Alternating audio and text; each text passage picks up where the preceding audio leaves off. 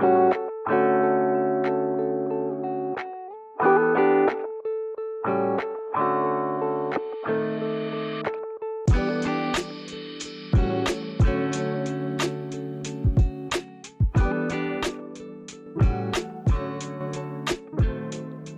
hello, book besties, and welcome back to My Sister's TBR, the podcast where two sisters try to keep up with our reading goals while the holiday season throws glitter, chaos, and questionable life choices directly into our eyeballs. If this is your first time tuning in, hi, we're your hosts, Rebecca and Stacy, and we're here to bring you the mid-December vibes. The cozy reads, the chaotic reads, the why did I start 5 books at once reads. Felt. But today's episode is our December mid-month check-in, which means we're chatting about a few new releases we've got our eyes on, the book news we've collected like magpies, and what we're currently reading. Or, in maybe Rebecca's case, attempting to read and pretending that you're not behind on your Goodreads goal. I don't even want to know. I haven't looked at that. Shots fired. I don't need that stress right now. Fair. And yes, we know what you're wondering. Where's the December featured read? Did the sisters forget? Did it fall behind the couch? Did Krampus take it? Listen, we looked Krampus dead in the eye and said, take the featured read, leave the peppermint bark. December is Decembering. It's a little too hard this year. We're booked, blessed, and burnt out. So instead of a featured read, we're saving all that energy for a big, sparkly, fully unhinged year-end wrap-up episode. Also, we're going to be together for that year-end wrap-up episode. Yes. Finally, won't be through Discord anymore. So yes. Even more unhinged. And we didn't want to half-read anything, just to talk about it. So the featured read is Missing in Action, a frolicking in the snow, living its best life, but we'll catch up with it next month. Mm-hmm. So for today, grab your hot chocolate, your weighted blanket, your TBR that is taller than your Christmas tree, and settle in as we dive into the releases we're excited for, the book news shaking the shelves, and the stories currently keeping us company this December. Amazing. Let's go. I love this part. I know. I love that you just take care of this each month, and then it's like a big surprise for me. I literally go into this thinking like, okay, will Rebecca appreciate this one? Do I think she'll like it? Will we laugh at this one? Like, it's usually like, that's in the forefront of my mind. Now, I love that. Just for just a little disclaimer, this month was not easy to find great new releases. I don't know where they all are, but apparently they just aren't out this month. They're just hiding away from us. Yeah. Okay. First up, we have Seeing Other People by Emily Wibberley and Austin Siegman Broca. This is 352 pages, and it came out December 9th, and it's a paranormal romance. Mm-hmm. Morgan is being ghosted by her ex. No, really. It's sad. Zach died and became a ghost. Oh my god. Okay. But Morgan and Zach only ever went on the one date. Okay, that's why it's not a big deal. Okay. And now she's being haunted by him. Zach has no desire to spend eternity with Morgan, but he can't recall his past and doesn't know how to move on. At a support group for humans and their haunters, Morgan and Zach run into Sawyer, whose fiancé turned ghost has started to fade. Unlike Morgan, Sawyer isn't ready to part ways with his ghost. Although they face opposite issues, Morgan and Sawyer decide to work together to solve their problems. As Morgan and Sawyer try to solve their paranormal conundrums together, they find something even more surprising. A tender, growing affection between them that threatens any unfinished business they are seeking to close. The ghosts of their past might be there in spirit, but the connection between Morgan and Sawyer is as alive as anything they've ever felt. Okay. Okay. Okay. I'm really intrigued at how that will play out. Oh god. Like, I how think do that could be you? really good. I think so. But how do you have a budding romance when both of your exes are haunting you? And they're there. Like I can just picture them like constantly there and like they're just not Yeah. leaving. And one of them's not even really an ex. Yeah. It's his fiance that died. But she's Hmm. fading. Hmm. Maybe she's like telling Sawyer, being like, get out there, you need to meet someone else. Hmm. I won't be here forever.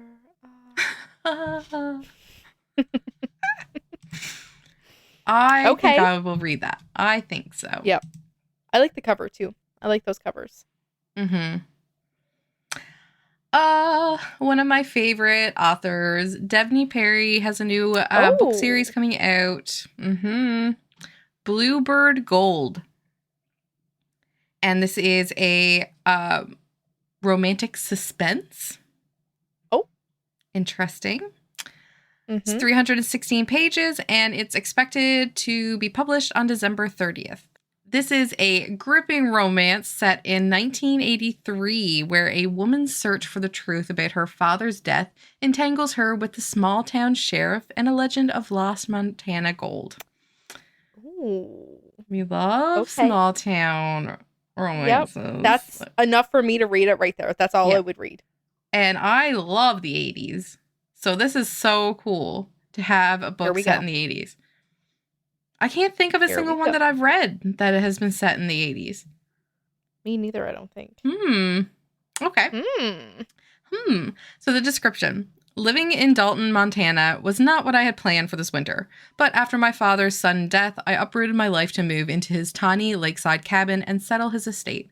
My friends tell me to sell his place and move on, but this winter is my chance to say goodbye, to remember a man who'd loved tales of Montana lore. Taking a temporary teaching job seemed like the perfect way to keep myself busy on lonely days. Cleaning at the cabin should have been simple, except the more I learn about my father's life, the more questions I have about his death. The last thing I need is a crush on Sheriff Cozy Rains. Not only is his son my student, but his life is rooted in Montana, while mine is headed anywhere else. Yet, as I uncover a trail of strange clues Dad left behind about a lost legend of Montana gold, staying away from Cozy is not an option. Neither is denying the attraction between us, and my winter of healing becomes a race for answers. I came to Montana to bury the past. Now I'm falling for the man who might just be my future. And either I'll solve this mystery, or the person in Dalton determined to hide the truth will make sure I die trying.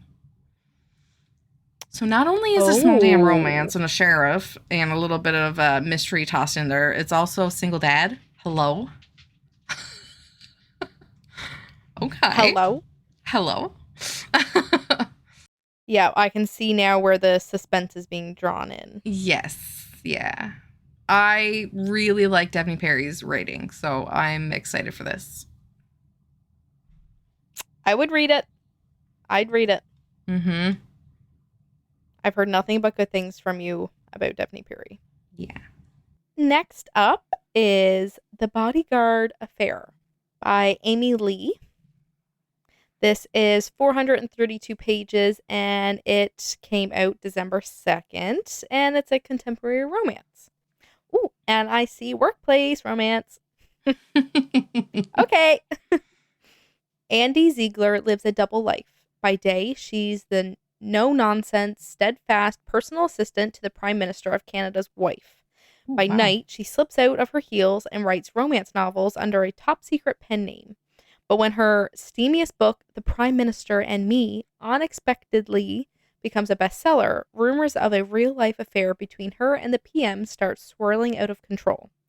Enter Nolan Crosby, the PM's new close protection officer, aka bodyguard, and Andy's failed one-night stand from 3 years ago. Ooh. Nolan's in town very temporarily to care for his mother, who's battling early onset Alzheimer's.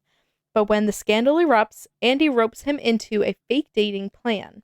As loyal employees, they'll pretend to date for the summer, just long enough to put the scandal to bed and save their boss's reputation. In an unexpected plot twist, Andy and Nolan discover that keeping their romance strictly fictional might be easier said than done. It always Ooh. is. Mm-hmm. Yep. Said like every other fake dating Yep. couple. Okay, that's interesting. Yep. I would also read that one. I like the cover. Yeah, Just those covers are so eye-catching to me. I know, and a lot of people have issues with the cartoony covers, and I'm still loving it. I can't help it. Okay, next up we have An Arcane Inheritance by Camilla Cole. This is a fantasy dark academia. It's 400 pages and it's expected to be published on December 30th. Warren University has stood amongst the Ivy elite for centuries, built on the bones and forbidden magic of its most prized BIPOC students, hiding the rot of a secret society that will do anything to keep their own powers burning bright, no matter who they must sacrifice along the way. Ellery Morgan is determined to prove that she belongs at Warren University, an Ivy League school whose history is deeply linked to occult rumors and dark secrets. But as she settles into her freshman year, something about the ornate buildings and shadowy paths feels strangely familiar. And with every passing day, that sense of deja vu grows increasingly sinister. Despite all logic, despite all reason, despite all the rules of reality, Ellery knows one thing to be true.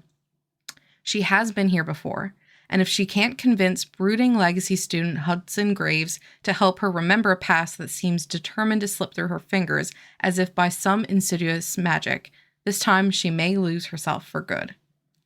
Oh, I just got shivers. I'm like actually gonna add that to my TBR right now because that I find like I'm still searching for a book like what's the book called? Coven of Bones? Mm-hmm. Or the Coven, whatever. The Coven. The Yes. Coven. Because that was so good, but it was like not. I wanted more from the universe itself, kind of the like the universe school, itself. the other characters. Yes. And I'm getting similar but more eerie vibes from that, like from this book, which is what I want. Yes. Okay. I really like That's that. a winner. Okay. Yep. Added. Okay. Then we have We Who Will Die by Stacia Stark. This is 432 pages, and it is a romantasy with vampires.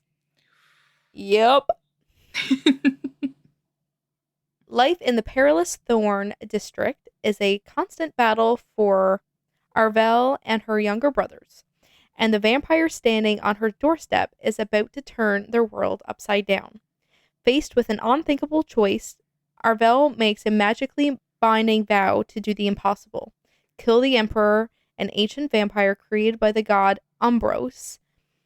But first, she must enter the Sundering, an arena where only the fastest, strongest, and deadliest survive long enough to be selected for the Emperor's elite guard. She quickly draws the ire of the Primus, the powerful figure charged with protecting the Emperor.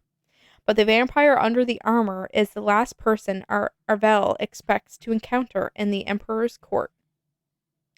With her brother's lives in the balance, Arvel has no choice but to ally with the man who once shattered her heart, and with the Emperor's sadistic son, Rorik, two vampires whose motives are impossible to pin down. Rorik holds the key to understanding the powers Arvel is developing, abilities that would put a price on her head if discovered by the Emperor. To survive the arena and complete her mission, Arvel must get to the bottom of a conspiracy that will change everything she thought she knew about herself and the two vampires who are deeply entwined with her destiny. Please be a white choose. Please be a white choose. It might be. Or we can make that up in our head anyway. Yeah. That's good too. That sounds good. Love a good vampire. Mm-hmm. It feels like it'll be like a little political too. True. Like with the courts Hopefully and the in districts. Yep. hopefully in an interesting way. Mm-hmm. You Yeah. know? It all hinges on that first handful of chapters. If Yeah. you info dump too much in those first few chapters, you've got me lost. Yep. And Done I ain't for. coming back. No. I'm interested. I think I would like to read Yep. that. Yep. I'll Wow. add that one as Do you well. see what the I don't know what the word is I'm looking for, like the tagline on the book? Bow before the god of ruin. Okay. Mm-hmm. Mm-hmm. And the last one that I found, Needle Lake by Justine Champagne. This is a mystery thriller. It's 256 pages, and it was published on December 2nd. Two cousins on very different sides of adolescent girlhood spend one winter together that changes both of their lives forever. And once, after Elna came to stay, I watched a man drown there on Christmas Eve, his body trapped and twitching beneath the ice. Oh, that is... Jeez. Yeah, that... Okay. Dark. Hmm. Yep. 13-year-old Ida was born with a hole in her heart. Forbidden from most physical activities and considered strange by her teachers and peers, she prefers spending time alone, memorizing countries and capitals on her globe, and imagining the world outside the tiny logging town of Mineral, Washington. One afternoon, in walks her cousin Elna, here to stay for a few weeks. Edna hasn't seen Elna since they were young, and she's immediately drawn to her older cousin, who's everything Ida isn't: mature, self-assured, charismatic, and daring. Elna lives in San Francisco, a city Ida's only seen as a dot on her globe. She doesn't treat Ida like she's a fragile kid whose heart might give out at any moment. She isn't scared off by Ida's tendency towards rigidity and fixation. Ida is enraptured. Then, on Christmas Eve, a man dies out in the woods near Mineral, and the two cousins suddenly share a secret beyond the scope of anything Ida has dealt with before. Fear begins to mix in with the reverence Ida feels toward her cousin, especially when she discovers Elna is hiding more than she ever suspected. Brimming with lush prose and careful observation, Needle Lake is an arresting portrait of girlhood and the overwhelming, sometimes dangerous intensity of adolescence. Oh. I have a feeling that is going to be a pretty well-written book, I think. It's got those thrilling vibes. Definitely a coming-of-age book. Mm-hmm. Interesting. Yep. I'd give that a chance. Yeah. A couple others that I had come across that I didn't really put in there because there are other parts of series or whatever, but Kate Stewart. You remember the series that she wrote, like, The Legacy? Yeah. So she had the first one that came out, I think it was in 23, that was Dom's book. I haven't read that yet. Okay. No, me neither. So that is book 1. Book 2 is Severed Heart. And now book 3 that's coming out, or is it already out? I don't remember if it's either way, is Birds of a Feather. But now, as I was going back through them to see like what they're about, I knew One Last Rainy Day was Dom's book. Mm-hmm. So I looked at book number 2. I was like, oh my God, like I didn't even realize that she had another book out in this series. And then it says that this one is Tyler's story. Which I thought, okay, that's interesting. I would have expected Sean's book to be after Dom's. So I was like, okay, well, maybe book number 3 is going to be Sean's book. So Severed Heart is Tyler's story between him and Delphine. Okay, and that threw me because when I was reading these books, Delphine seemed like the really older aunt that had a lot of issues, like she was like alcoholic or like drugs, whatever it was that I think it was alcohol. I think it was alcohol. Yeah. But like she seemed like she was. No, I am not shitting on an age gap. I am not. You know, that's not my issue with this. Everybody knows that here. Yeah. I was just really thrown off that she was like I hope it's a good story for her. That like I don't know. Like I don't know how to wrap my head around that. But when I went back to, I was like, okay, so book 3 must be Sean's Birds of a Feather. No, this is the exhilarating, deeply emotional story of Tyler and Larissa. Who's Larissa? I don't know. So I'm like, okay, so Tyler got 2 books? Like, what? Where's Sean's book? Confused. But I'm yeah, so confused. I guess I just have to read them to figure it out. Yeah. Yeah. We gotta Yes. finish the Ravenhood series, and we gotta Yes. finish we gotta get this done. I still have your book here that I have been meaning to read. Which one? Um, The The Finish third Line. one? Yeah. Oh yeah. Yeah. I haven't read that either yet, so Yeah. I started it. Like I got, I think, halfway through, but you know. yeah. I know. I know. I know. Okay, so that was one. The other one is Crown Tide, which is by Alex Astor. That's part of the Light Lark series. So that one is Okay. also out. That came out December 2nd. So on to the news. Yeah, there wasn't, I didn't find a lot, but I've never heard of this series before. I've got a few of our books here. Confessions of a Shopaholic. Oh, I've seen the movie. Mm, I didn't know that it was based off of. Okay. yeah. So author Sophie Kinsella, who wrote the Shopaholic series of novels, has died at age 55. That's so young. Had brain cancer. Hmm. We've got the Goodreads Choice Awards. I voted on a few. There's a Oh. lot that won that I didn't really care for. But, Like what? you know, I can't have all my favorites win. Um, Damn it. but Historical Fiction Atmosphere by Taylor Jenkins Reid won. Oh. I am very afraid to read her books after the Carrie Soto. Oh. I'm really Yeah. afraid because I had such a bad reaction to that book. Yeah. Yeah. Great Big Beautiful Life by Emily Henry won the romance. Oh. Mm-hmm. Okay. Romantasy was Onyx Storm. Oh my god, I need to read that. I need to read Iron Flame first. Oh my god, you haven't read Honor. Oh my god. I have them on my shelf. Like they're right there. I'm looking at them. Yeah. It's just I They're loved Fourth Wing. they're It's just daunting. they're big. Yeah. Yeah. And heavy, like Maybe I'll take it on yeah. But I might take it on my travels with me, actually. yeah. Yeah. Debut novel that won. Alchemized. Alchemized. I've seen that somewhere. I don't know where I seen it, but I'm so happy for them. well deserved. Very much. Audiobook was Onyx Storm. Oh. Yeah. And the YA fantasy and sci-fi was Sunrise on the Reaping by Suzanne Collins. And Lynn Painter won young adult fiction with Fake Skating. I need to read that. And then for horror, Grady Hendrix won with Witchcraft for Wayward Girls. Oh. Yeah.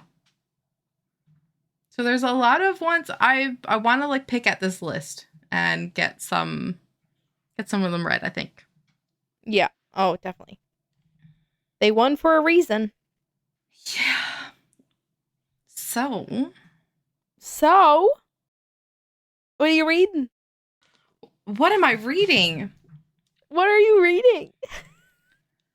Where do I start? Oh boy. Okay. There's a few that I am still reading from like our last episode, which is Red Rising. I've sort of have that one on pause. The Empire Storms and Tower of Dawn tandem. I'm almost done. We're like over 90% done. We've got damn. Yeah, we've got like maybe like 10 chapters, not even 10 chapters each of each tandem left or each book left. So I've already talked those to death. But the next one that I'm reading is The Fix by Mia Sheridan, Archer's Voice. Oh yeah. Author. Okay. Yep. This is a romance thriller, and it's new. It was my Amazon first pick of last month of November. Okay. Yep. So good so far. I'm halfway. Things are like really amped up. I'm like nervous. Don't know what's happening. Um, it hits you in the feels. I gotta say, like, it is good for that. The description is 11 years ago, Cammie Cortland's mother and sister died cruelly in a violent home invasion. The trauma and notoriety still linger, but Cammie has managed to build a life in her hometown despite everything she's lost. Then one day it all comes rushing back. A distorted voice on the phone. Would you like a do-over? A disturbing video of a room with bars on the window, trapping a young boy inside who looks achingly, impossibly familiar. 4 days to find him. With the help of Rex Lowe, an old classmate whose past is inextricably tied to her own, Cammie races to uncover everything she can about the boy, where he is, who he is, and why she's the only one who can save him. But as Cammie and Rex unravel one clue after another, the past and present converge in an explosion of secrets they never saw coming, and a truth they never could have imagined. I remember us talking about this. Yep. This is so good. Like, I'm really impressed with, highly, highly recommend, and I haven't even finished it yet. Yeah, that sounded very interesting when we were talking about it at first. Yeah. So there's a lot of triggers, so just keep an eye on the content warnings. There is on page like assault and stuff like that, so it's a bit, it's hard to read, especially if it's one of your triggers. Yeah, gotcha. Okay. My first read of the month is a book that I was reading last month as well, but I put a big pause on it because obviously I had to hurry up and finish Alchemized. The Intruder by Frida McFadden. So I was only a couple of chapters in before when I talked about it. I'm further in now, so now it's like I'm seeing multiple point of views, which I love. Mm-hmm. But now it's like, so like there's like the now, which is Casey, and then to before, which is Ella. So it's different point of views and different timelines. Oh. Super short chapters, which I love because it's like, I feel like I'm getting through it a lot quicker, you know? Mm-hmm. I'm getting like the eerie vibes now because I don't know if you remember me talking about it last month, but like how there was a storm coming. Like we know that there's a storm coming. So the storm is here now, and she just seen something outside of her window. Ooh. So it's like something's gonna happen. Yeah. Something's gonna happen. Every time anything is said about like windows and seeing things out of windows, now all I think about is T. Kingfisher's The Twisted Ones. Yeah. Yeah. Oh. Yeah. So now whenever anything is said like about looking out a window, I'm just like, oh my God, is she going to see it? I'm just like, oh wait, we already read that book. Yeah. Yeah. Yeah. I forgot about that. Yeah. Sees the deer outside her window, and there's one that's like running. Yeah. In a way that Not deer like shouldn't be able to run. Yeah. Oh, so good. Yeah. But yeah, loving it so far. I just really hope it doesn't not hit like a couple of her latest ones. Yeah. Yeah. So far, so good. Okay, that's good. Yep. What else are you reading? I'm listening to the audiobook for Rose and Chains by Julie Soto. Ooh. Oh. Okay. So for those of you who do not know, that is the published version of the auction that we featured last Dramini. I'm going to read it too. Yeah? It's so good. I'm a little over a quarter through. Probably close to like 30%. And I'm really interested in how it's changed, like how she's gotten away from Harry Potter, because we know like I've been not trying to, but like kind of pitting it against Alchemized and Manacled. To how like she's making these changes from the Harry Potter world. And I'm really impressed. Really impressed. I'm finding this one a lot easier to get into versus Alchemized. Okay. Yeah. And as much as I love Julie Soto, I still don't think it's going to hit me like Alchemized. I think that's like our baby. Yeah. Yeah. But honestly, I really loved the auction as well. Yes. Though. Same. Like, I know we both were like we can't. Yeah. We just couldn't like really pick between the two. Because like thinking back, not now, until I read Alchemized, thinking back, the two of those stories were kind of getting jumbled together for me. Yeah. Yes, two completely separate books, but like just the story of me thinking back, like just was getting jumbled. I'm so glad now that they're not, because since reading Alchemized, I'm remembering the very obviously it's two different stories, obviously, but yeah, I'm glad now that I can separate the two, and now I really wanna read that now, the published version of. So just to give a little information on Rose and Chains, it's a romantasy, 464 pages, and it was just released in July. The war is over, the dark forces have won, and the hero who was supposed to save them is dead. Captured as her castle is overrun by the enemy, Bryony Rosewood knows that the world as she knows it is changed forever. The dark forces of Beaumard have won, and her people, the Eversons, face imminent servitude, imprisonment, or death. Her brother, fated to be heir twice over and unite the warring kingdoms, is dead. Stripped of her mind magic and her freedom, Bryony and the other survivors are quickly auctioned off to the highest bidders in an auction, and as the heir apparent sister, she fetches the highest price. After a fierce bidding war, she's sold to none other than Tovin, a high-ranking Beaumardson, and her long-time and ill-fated infatuation. Scion of a family known for their cruel control of heart magic, the Hearst are ruthlessly ambitious, and Bryony knows that they will use her however they can to further their own interests. Yet, despite the horrors of her new world and the role she must learn to play within it, all is not lost. Help and hope may yet arise in the most unlikely of places. If only one remembers to turn on the light. I was just gonna say that too. I gotta. It's really good. Really good. The auction. Is that the one where they were making out between the stacks and the library and the Malfoy manor? Yeah. Yeah, because they were doing like their research together. Yeah. Yeah. I like that. Yeah. So I'm really interested to like pick up on the differences now between. Okay. I'm going to read it tonight. I have to. I have to. You're making me miss it so much now. Oh, it's so good. Yeah. And this is going to be a trilogy. Mm-hmm.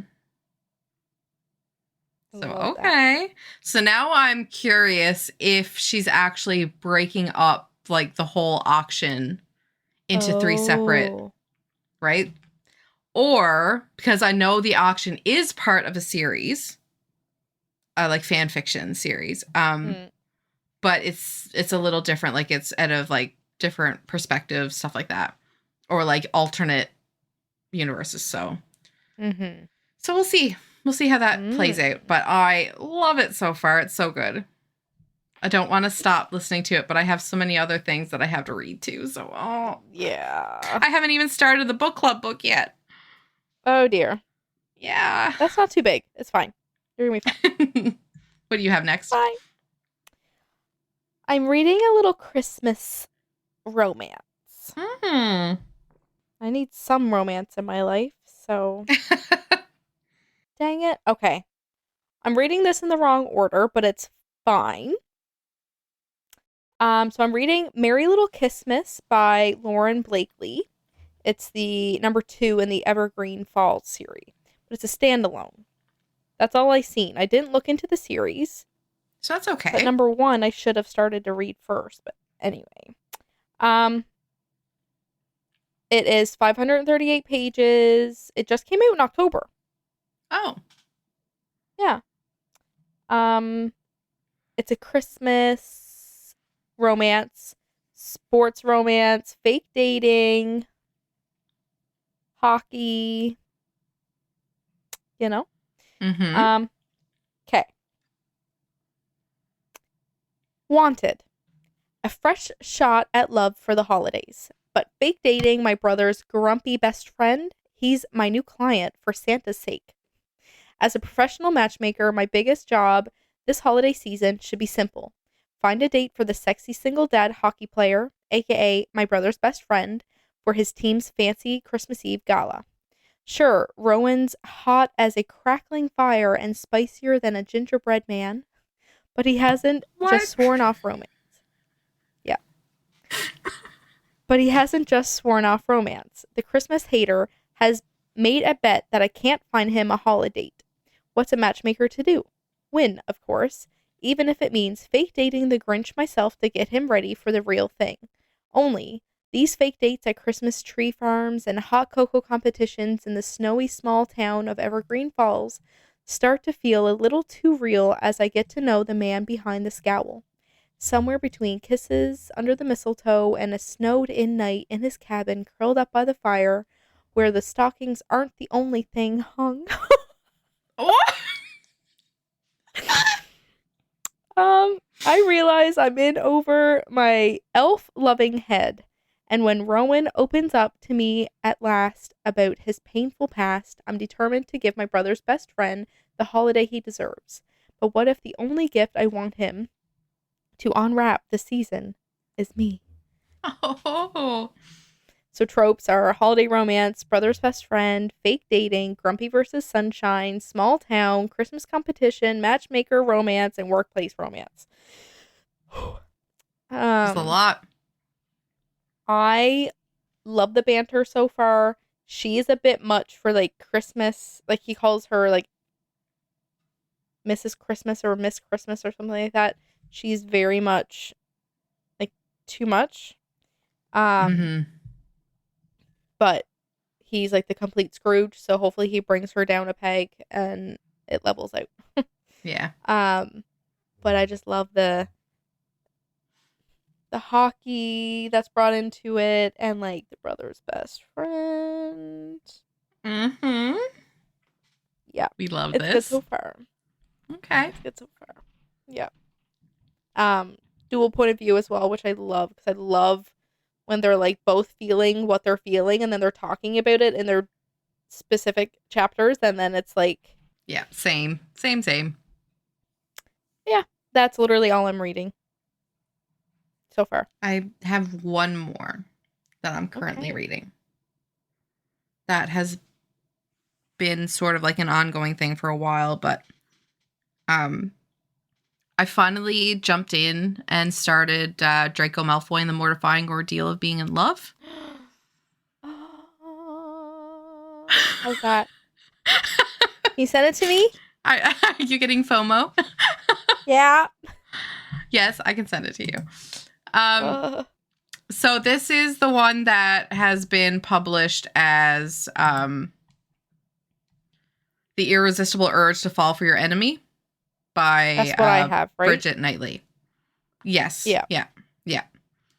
That was really hard for I started to read like the first couple of pages. There's a lot. Like I couldn't pronounce half the words on the first page. Oh boy, that's rough. Yeah. I do believe, if I am right in saying this, she has an author note at the beginning of this fan fiction. And it says, this is a story that I wanted to read, but that didn't quite seem to exist yet. And so I had to be the change I wish to see in the world. Canon has been unapologetically picked over for the good bits. Call it canon divergent. Tonally, we are looking at low-stakes humor with occasional serious moments, My writing is inspired by and looks breathtakingly jejune next to it, the works of Jerome K. Jerome, P.G. Wodehouse, Saki, Dickens, Thackeray, and of course the inimitable Jane Austen. So you're getting a lot of like classic tones in her writing, and you can really see that. Like the first, I don't know, like you can see it. Like it reads very classically. So I could see how her published book will be a bit difficult to read as well. Like not, I don't want to say difficult to read, but like feeling a little more sophisticated than what we're used to. But it's not even just like big words like that. It's like fantasy words, if that makes sense. Yeah, it does. The description for this one is super short. It's just Hermione straddles the muggle and magical worlds as a medical researcher and healer about to make a big discovery. Draco is an Auror assigned to protect her from forces unknown to both of their displeasure. And this features a hyper-confident, fiery Hermione and a lazy yet dangerous Draco. And it's a slow burn. Amazing. So it's... Yeah. I'm really liking it so far. Again, like I said, it doesn't read as fan fiction. Like it feels very, it's just an intelligent almost writing. I do really like it. Yeah. Yeah. Send it over. Will do. It's 593 pages. Okay. So she's a doozy. It's fine. Yeah. But yeah, that's all that I'm currently reading. A lot of heavy books. I think I need something small and maybe holiday-ish in there somewhere. So if you see me on Goodreads pausing a lot of books, mind your own business. Okay. Yep. It's me feeling burnt out by all the heavy books. Yeah. Which is fine. Yeah, you need a good fluffy book now. I think I might try those short holiday, like the Amazon originals. Yep. Super easy. Super easy. Yeah. I think that's a good month. Good December. Yeah. And a lot of book talk. A lot of book talk. So now at the end of the month, it's going to be a little bit different. We're not going to be talking about the books that we read this month unless they made it into our top. Yes. Which I might have one or two. All right. Well, keep an eye on our Instagram. Our updates for our next episode.